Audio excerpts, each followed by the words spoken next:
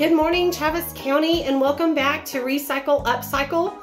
I'm Tamara Schubert, your Family Consumer Science Agent for NMSU and Travis County Cooperative Extension Service.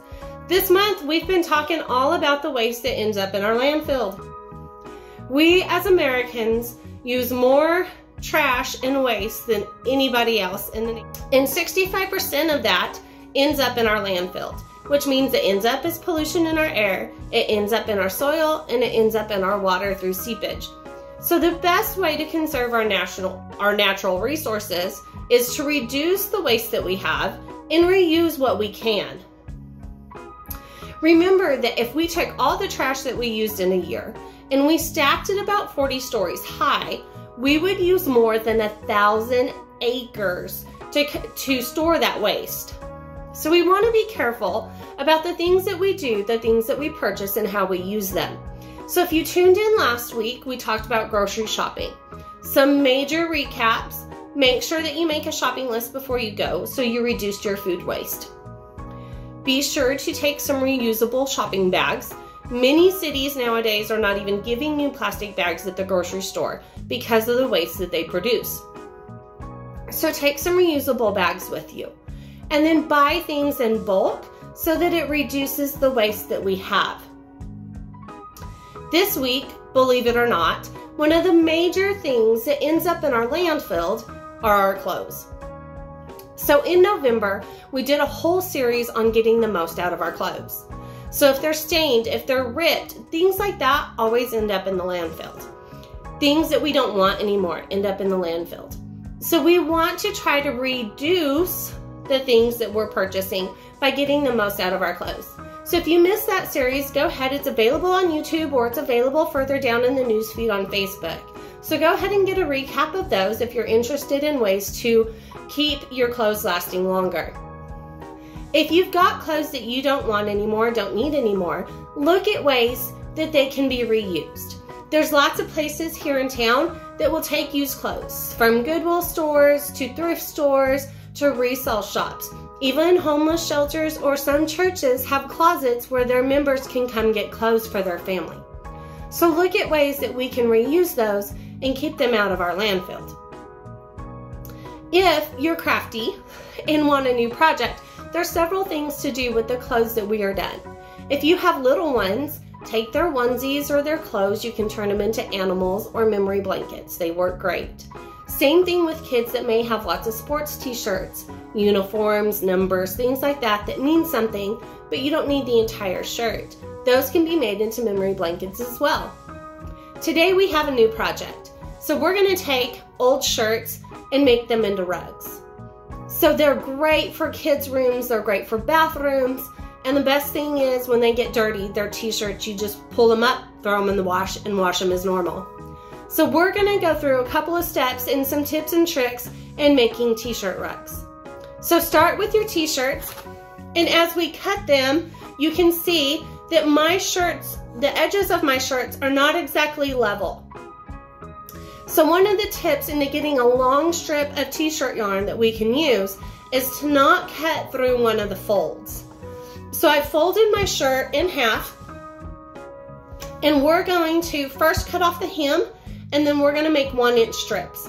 We're going to cut through this first fold, but not through the second fold, and I'll show you what that looks like when we get going. So a 1-inch strip is really good for what we're going to be doing.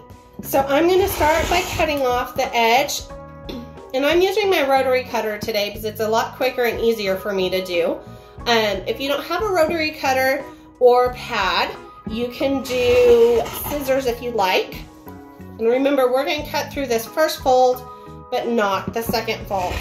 So this system works on your shirts all the way up to the sleeves. So once we get to the sleeves, we're going to cut off, and we'll have smaller strips from there. But this system works all the way up to the sleeves. So I'm going to finish this real quick, and then I'll show you our tip.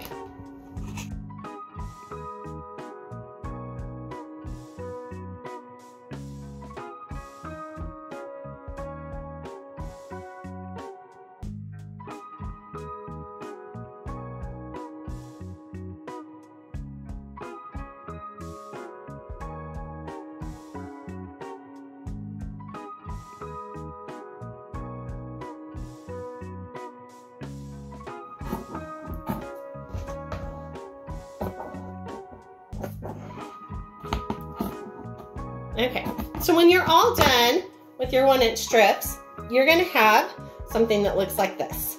Lots of fun, right? So you're gonna pick one fold, and then you are going to cut the fold at a diagonal. So we are going to go from one to the other so that it creates a long strip. So at your fold, and I'll get it closer for you.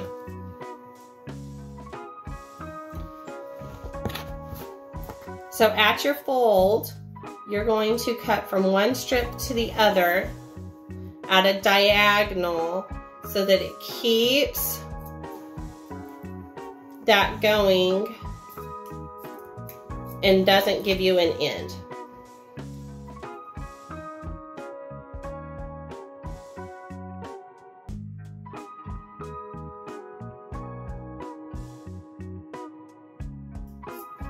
And so when you're 10, you should end up with a long strip of your t-shirt yarn. So you have several options.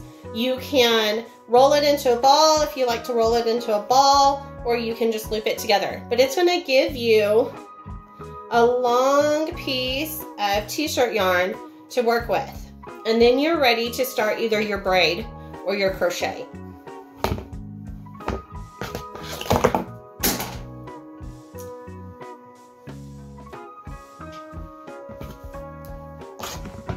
And then the hem can just go in the trash. Okay, so we started a pink one earlier in just a braid. So I took 3 and just braided it in a 3 flat. And I tied my end, so I'm gonna go ahead and stitch my end so I can get my knot off. So if you are braiding, the easiest way to do it is through a machine. If you don't have a machine, you can always hand stitch that rug together. But the easiest way is definitely via machine. So I am going to stitch this end real quick so that I can cut this knot off so that my rug stays flat. And then we will start putting this together. So there are different shapes of rugs that you can make if you want to do a rectangle or a circle. Again, that design aspect is completely up to you guys. And the great thing, again, about making stuff at home.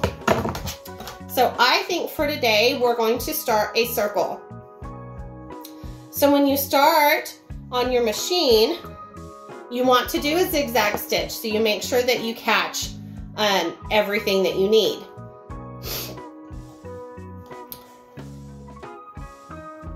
And we're going to start right in the middle. And I'm going to move my camera in just a minute so that you can see kind of where we're going once we get started. Because it is t-shirt material, it gets a little bulky at times. So be sure to watch your fingers as you go through. You do need to kind of spin around here and there. I'm using white thread so that you can see.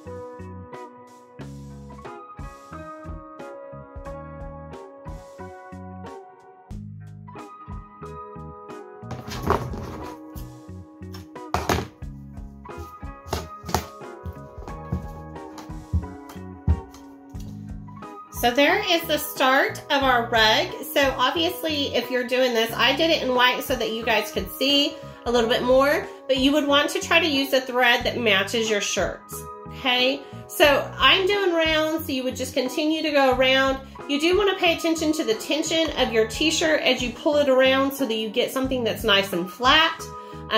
Again, you have the option of crocheting or hand stitching as well instead of using the sewing machine. You can make your rugs as big or as small as you'd like to, depending on the space that you have. That is the great thing about design and doing things at home. We hope that you enjoyed and learned something along the way. Be sure to catch us next week, and we'll continue to talk about ways to reduce and reuse the things that end up in our landfills. Have a great day.